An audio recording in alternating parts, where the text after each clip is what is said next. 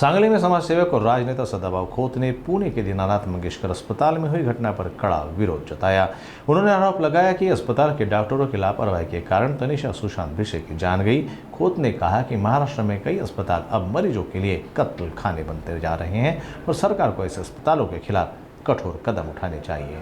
पुण्यामध्ये दीनानाथ मंगेशकर हॉस्पिटलमध्ये जो प्रकार समोर आला त्या भगिनी स्वर्गवासी तनिषा सुशांत भिसे यांना खऱ्या अर्थानं डॉक्टरांच्या हलगर्जीपणामुळे प्राण गमवावा लागला।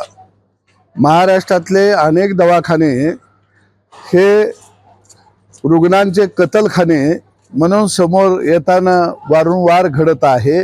सरकारने निश्चितपणाने अशा दवाखान्यांच्या वरती कडक कारवाई केली पाहिजे।